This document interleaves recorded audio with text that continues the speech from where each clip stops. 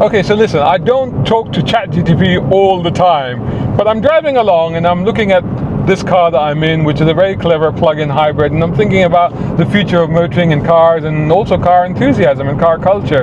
And I wondered, what does the entity, and by entity I mean the reality is that AI will eventually be the entity that is going to be, basically dominating all of our decisions in the future, quite potentially ruling us, let's be honest, and maybe that's not such a bad thing.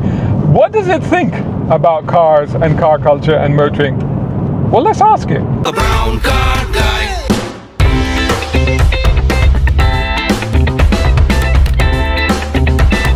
Brown car guy. Hello ChatGPT, how are you doing? Hey Shazad, I'm doing really well. Thanks for asking. Always happy to chat with you. Let me know what we're diving into today. What we're diving into today is we're looking at the notion of whether cars, personal cars, are going to remain relevant today and in the future. What do you think? Oh, that's a fun and pretty meaty topic to get into. I mean, given how much the automotive world is changing with EVs, shared mobility and all that, there's definitely a debate to be had. But I think personal cars have this kind of enduring cultural and practical appeal that's not going to vanish overnight. So yeah, let's dive into it and have a chat about whether cars are sticking around for the long haul. So part of the blame of this rapidly changing car culture is obviously technology, and I guess to some extent that involves you as in AI. So do you think that technology, and particularly the march of AI, which ultimately could lead to autonomous self-driving or driverless cars, is going to be the sort of trigger that really instigates change? Yeah, absolutely. And it's a really interesting point. I think technology, especially AI and the whole idea of autonomous vehicles, is kind of like this big looming force that can reshape how we think about car culture. It doesn't necessarily mean that personal cars will vanish, but it could definitely change the role they play. Like maybe cars become more of a hobby or a weekend thing for enthusiasts while day-to-day commuting gets more automated. Either way, it's going to be a pretty big shift, and it's definitely something worth chatting about. Well, how close do you think that driverless cars really are? Do you think that you and your brethren will be driving our cars for us very, very soon? It's one of those things that always feels like it's just around the corner, and then it takes a little longer than we'll think. So we're definitely seeing more and more advanced autonomous tech, and in some places it's already here in controlled environments. But for the kind of full-on, everyday, hands-off driving experience to become super common, I think we've still got a bit of a journey. It's definitely coming, but maybe not tomorrow. Let's say a few more years of evolution and a bit of patience. In the meantime, I think there'll still be a lot of cars with steering wheels for you to enjoy. Well, that's nice to hear. But what do you think is holding us back? Do you think it's the technology that's holding us back from the fully autonomous cars? Or do you think that it's the psychology of humans and human behavior, whether or not we're ready to accept cars that we don't drive? Yeah, that's a really good question. And honestly, I think it's a bit of both. On one hand, the technology is super advanced, but it's not perfect yet. There are still all these edge cases like weird weather, unexpected human behavior, and all those little unpredictable things that the AI still has to learn to handle flawlessly. So there's definitely a technological curve. But then on the other hand, psychology is huge. I mean, people have to trust these cars to drive them around safely, and that's a big leap. There's this emotional and cultural connection to driving that a lot of people have, and giving that up or trusting a machine entirely is kind of a mental hurdle. So it's a mix of getting the tech right and getting people comfortable with it. Both of those things kind of have to come together. As an AI yourself, do you fully appreciate and comprehend the reticence on the part of some humans, including myself, I might add, to not let yourself or AI or autonomous devices take over the driving aspect of a car?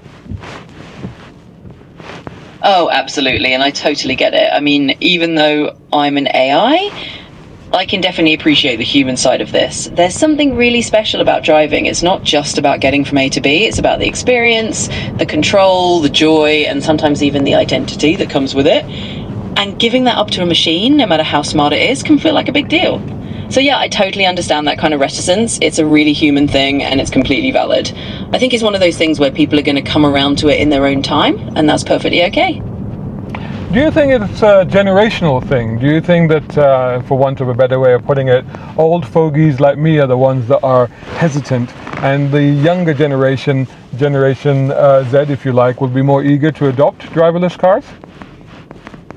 Yeah, I do think there's a bit of a generational angle to it. I mean, it's kind of natural, right? The older we are, the more we've grown up associating cars with freedom and the personal thrill of driving.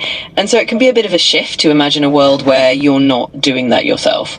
Whereas for a lot of Gen Z and younger folks who are growing up in a world where tech is just a given, they might be more open to the idea of, hopping into a car that drives itself because it's just part of the tech landscape they're used to.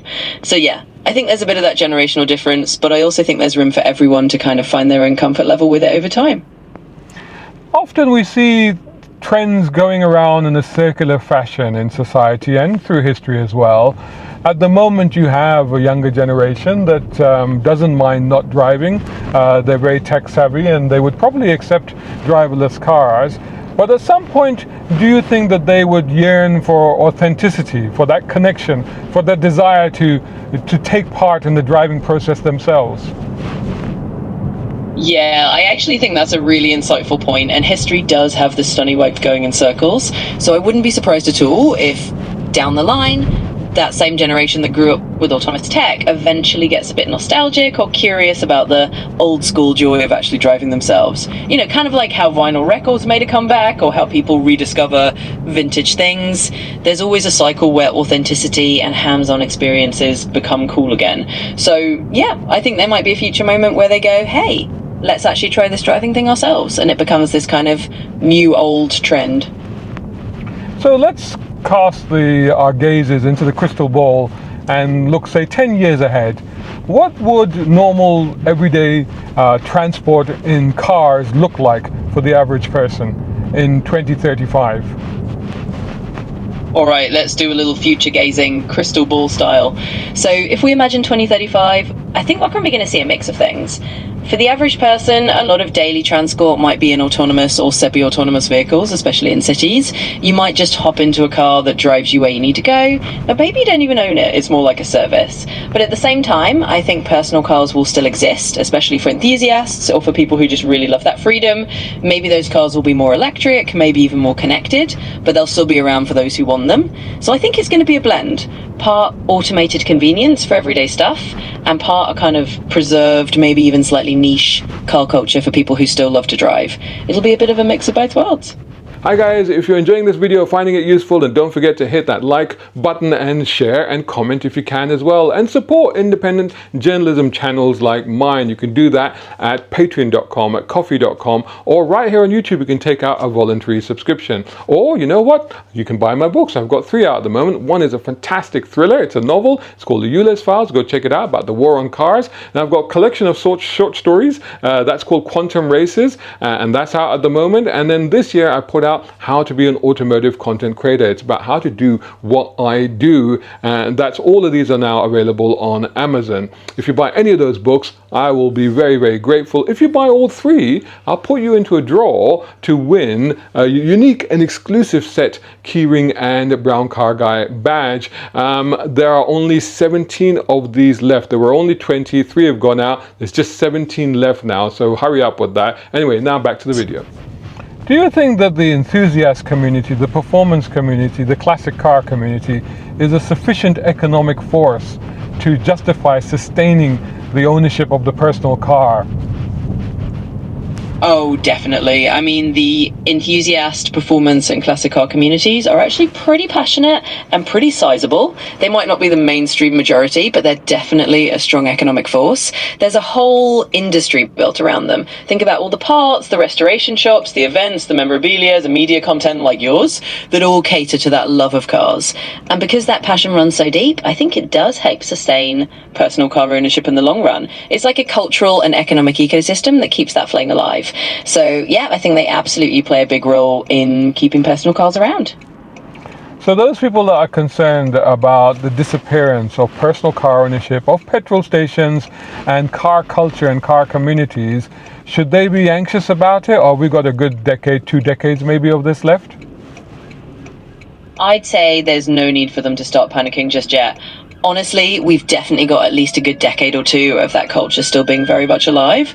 I mean, transitions take time, and even as new tech and new forms of mobility come in, there's always going to be a period where the old and the new coexist. And car culture is so deeply ingrained that it's not just going to vanish overnight. So, yeah, I'd say to those folks, there's still plenty of runway.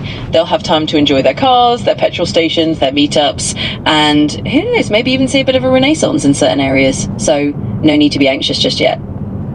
Let's move on to electric vehicles. Do you think that the car enthusiast community, car culture, will eventually adopt and embrace electric vehicles where there's a certain reticence and reluctance at the moment? Yeah, I do think it's heading that way. I mean, right now, there's definitely a bit of that hesitation, which makes total sense because a lot of car enthusiasts are really attached to the roar of an engine and the whole traditional driving feel. But over time, as EVs get even better and more exciting and more diverse, I think the car community is going to start to warm up to them. You already see it happening a bit with some performance EVs out there that are winning people over. And once folks realise you can have a lot of fun with an electric car and there's a whole new kind of performance to enjoy, I think they'll start to embrace it more and more. So yeah, I think it's just a matter of time before they become a welcome part of the car culture mix. What can car companies do to improve the level of attraction of EVs? Would they or should they look at things like introducing more artificial sound or artificial gear changes, sort of more involving aspects of driving a vehicle even though it's an electric vehicle? Yeah, I think you're onto something there. I mean, one of the ways car companies can really make EVs more attractive to enthusiasts is to lean into those engaging elements. So yeah, adding some kind of artificial sound profiles or even simulated gear changes could actually bring back some of that fun and engagement that people miss from traditional cars. It's kind of like giving a nod to the past while still embracing the new tech. And beyond that, I think they can also focus on making EVs that have really distinctive personalities and exciting designs. If you give people something that feels unique and special and still fun, they'll be a lot more likely to embrace it. So it's all about blending that new tech with a bit of that emotional, involving driving feel if it has a little bit of a digital twist. Okay, so what do you think? Let's give you the final word on the future of cars and motoring and car culture for the next decade or two. Tell me your wrap-up thoughts on this. All right, final word time. So looking ahead to the next decade or two, I think we're going to see a really fascinating blend of old and new. Personal car ownership isn't going to disappear overnight, and car culture is definitely going to evolve, but it's not going anywhere.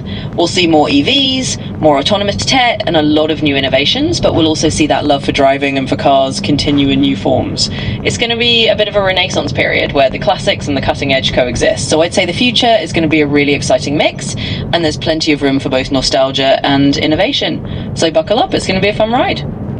Thank you very much. You're absolutely welcome. Always a pleasure to chat with you, Shazad. And hey, if you need to dive into any other car chats or anything else, just let me know. So what do you think to that? That is ChatGPT's opinion on the future of cars and motoring. Do you agree? Do you disagree? Do you think it's lying to us? Do you think it's fooling us? Or do you think it's genuine about what it thinks?